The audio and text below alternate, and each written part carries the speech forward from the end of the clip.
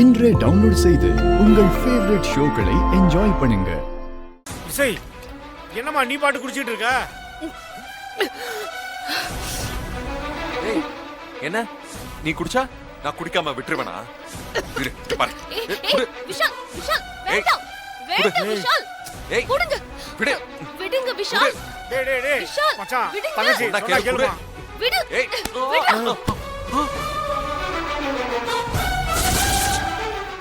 ஏய்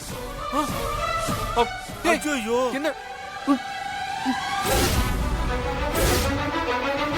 ஏய் சீ. என்னடா இது?